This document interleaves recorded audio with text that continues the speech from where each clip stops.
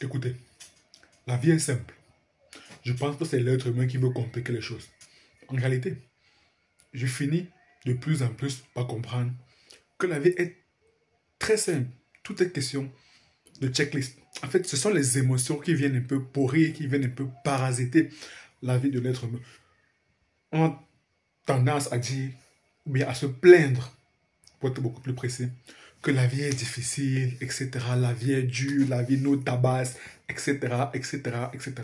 Mais en réalité, je commence de plus en plus à penser avec fermeté et même avec autorité, je dirais, que tout est question de checklist. Imaginons que tu as un objectif de faire, disons, 10 000 € par mois. Et qu'on te dise que pour faire 10 000 € par mois, tu dois travailler 16 heures par jour pendant 3 mois entiers, sans prendre de pause, sans prendre de vacances. Tu dois dormir maximum 6 heures par jour et pendant 2 heures, tu dois être fit, donc tu dois aller régulièrement à ça, tu dois prendre soin de ton, donc tu dois poser un certain nombre d'actions que si tu les poses, alors c'est garanti que tu vas réussir. On te dit que tu dois travailler 16 heures par jour, y compris le week-end. Donc, de lundi à dimanche, ou bien, pour reprendre Niska, du lundi au lundi, tu travailles 16 heures par jour. Minimum. Minimum 16 heures par jour si tu veux atteindre les 10 000 € par mois. Si tu sautes ne serait-ce qu'un seul jour, alors tu n'atteindras pas les 10 000 € par mois au bout du troisième mois. Mais vous convenez avec moi que c'est très très compliqué. Parce qu'il va y avoir des émotions, il va y avoir des jours sans où on aura une baisse de motivation. Et par conséquent, on n'aura pas la même intensité de travail. Pourtant, la checklist est bien claire. Il y a des tâches que tu dois exercer chaque jour pour atteindre ce fameux objectif, ce fameux 10 000 € par mois que tu désires tant. Tout est question de checklist. Et ce qui parasite, ce sont les émotions. Ce sont les émotions, les feelings, c'est la motivation, c'est ça, la motivation. C'est la raison pour laquelle la motivation est très très fluctuante. Il est beaucoup mieux, il est préférable de se baser sur la discipline. Donc, peu importe nos sentiments, peu importe la motivation, parce que j'avais lu dans un livre que la motivation est aussi corrélée au taux de sucre qu'il y a dans le sang, à la glycémie. Donc, est-ce que tu vas baser tes objectifs sur le taux de sucre qu'il y a dans ton sang? Come on! Vous convenez avec moi que c'est pas sérieux. C'est pas sérieux. Il vaudrait mieux se baser sur des choses objectives. Donc, qu'il y ait de la motivation ou pas. Tu fais ce que tu as fait. Comme Leila Hormozi, la femme de Alex Hormozi, a l'habitude de dire fuck your mood, follow the plan. On s'en fout de tes humeurs. Que tes humeurs soient bonnes ou mauvaises, tu dois suivre le plan. Tu dois suivre la fameuse checklist pour atteindre tes fameux objectifs. C'est ça. C'est exactement ça. Donc, en réalité, la vie n'est pas difficile. En réalité, la vie est même facile. Et même, je vais encore beaucoup plus loin. La vie devient beaucoup plus facile lorsqu'on décide volontairement de se mettre en difficulté. En appliquant scrupuleusement, peu importe son humeur, notre checklist qui nous rapprochera du succès, qui nous rapprochera de nos objectifs. En se mettant volontairement, délibérément, consciemment en difficulté. Comme un respecteur a l'habitude de dire « Life is this, I am this ». La vie c'est ça, moi je suis là. La vie c'est ça, moi je suis là. Pourquoi? Parce qu'il a l'habitude de se mettre volontairement en difficulté. Lorsque tu te mets volontairement en difficulté, alors les petites difficultés de la vie seront mineures pour toi. Donc, naturellement, tu n'éprouveras pas les fameuses difficultés dont parlent la plupart des personnes. La plupart des personnes disent que la vie est difficile parce qu'elles ne se mettent pas suffisamment en difficulté. Moi y compris. Moi y compris. C'est la raison pour laquelle chaque jour, j'essaye toujours de me mettre en difficulté. De manière à ce que je puisse faire comme un respecteur. La vie, c'est ça. Moi, je suis là. Et j'ai commencé depuis quelques semaines à aller au lit à maximum 21 heures de manière à me lever très très tôt. Et dorénavant, je parviens à me lever, même sans réveil, à 2 heures du matin. À 2 heures du matin. Il y a 2 heures, pendant que tout le monde est en train de dormir, pendant que tout le monde est au pic de son rêve, donc pendant que le rêve est mielleux, moi je suis déjà debout, je prends mon café, je check un peu des petites données analytiques, donc je check mes chiffres, voilà, je check mes chiffres, s'ils sont intéressants ou pas, je les check de manière quotidienne, daily, je les check de manière quotidienne, et ensuite, une heure plus tard, 30, 40, 30, 45 minutes, voire une heure plus tard, je me lève, je vais à la salle et je fais ma séance de jour. Et à 6 heures, je me prépare pour aller au boulot.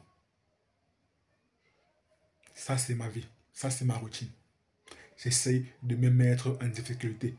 Au fur et à mesure, bien évidemment, que le temps passera, le niveau de difficulté augmentera.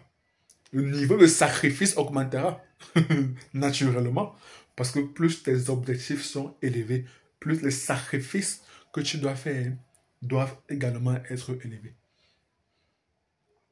Et parce que chaque jour, je suis en train de faire des choses que très très peu de personnes font, alors naturellement, je ne ressens pas vraiment les difficultés de la vie. J'ai un collègue qui a l'habitude de me dire que moi, je n'ai aucun problème, que je suis tout le temps heureux. Que je suis tout le temps heureux. Mon ami, c'est parce que je fais des choses que très très peu de personnes font. J'essaye de me mettre en difficulté. Donc, voilà. Pourquoi devrais-je être malheureux? Pourquoi devrais-je être de mauvaise humeur? Le matin, lorsque des personnes vont au boulot, elles sont d'une humeur massacrante. Et moi, ça me fait doucement rire intérieurement. Parce que moi, lorsque elles vont au boulot à 8 heures, moi, je suis debout depuis 6 heures de temps. Donc, j'ai 6 heures étant éveillé. 6 heures durant lesquelles j'ai déjà entamé ma journée. J'ai déjà fait une chose proactive. J'ai déjà éprouvé quelques difficultés, notamment en partant à la salle de sport, en soulevant des charges. Je me suis déjà mis en difficulté. Donc, je prends cela avec beaucoup plus de philosophie. Contrairement à beaucoup de personnes qui se lèvent à 7 heures, se préparent directement pour aller au boulot. Elles n'ont rien accompli de difficile, raison pour laquelle le matin, très souvent, elles sont d'une humeur maussade. Et moi, directement, ça me fait intérieurement rire. Et c'est même ça que j'apprécie le plus. Faire des choses que les gens ne font pas. C'est ça. En fait, je pense que ça, c'est clairement l'une des plus grosses satisfactions. Savoir que tu fais des choses que des gens ne font pas. Et naturellement, tu auras des résultats que les autres n'auront pas. Naturellement. Non, ça c'est inéluctable. Naturellement, tu auras des résultats que les autres n'auront pas. Bien évidemment, il va falloir que cela soit sur une longue période, d'où la discipline. Même s'il y a des jours sans, peu importe le niveau de motivation, même si tu travailles seulement à faible intensité, au moins tu réponds présent. Tu réponds présent. Tu réponds présent. Consistency, beat intensity. La régularité l'emporte sur l'intensité. Parce qu'une personne peut travailler 16 heures par jour pendant un mois. Elle aura moins d'impact, du moins je crois, avec fermeté, qu'elle aura moins de résultats probants qu'une personne qui ne travaille que par exemple 8 heures par jour, mais sur une année entière.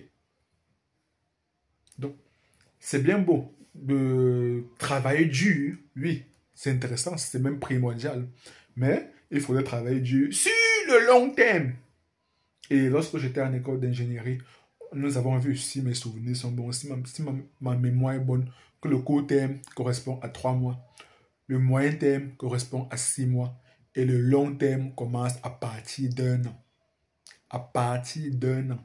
Lorsque tu es en dessous de un an, on ne peut pas considérer que tu planifies tes objectifs pour le long terme. C'est d'ailleurs la raison pour laquelle en business, et même dans la plupart des entreprises ou bien dans la plupart des données, les données sont toujours évaluées en termes annuels.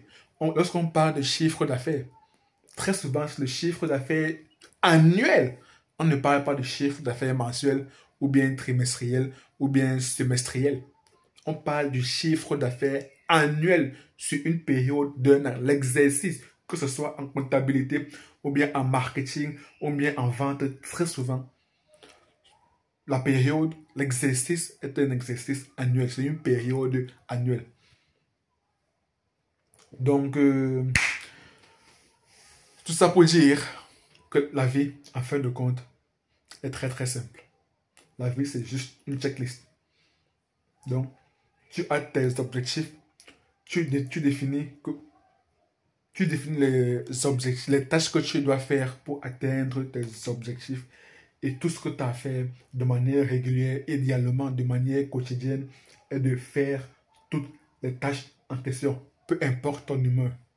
Fuck the mood, follow the plan. Fuck your mood, follow the plan. Donc, peu importe ton humeur, qu'elle soit mauvaise, bonne, moyenne, suis le plan. Suis la checklist et de manière inéluctable, tu réussiras à atteindre tes objectifs. Et comme d'habitude, mentalité, domination. À très bientôt.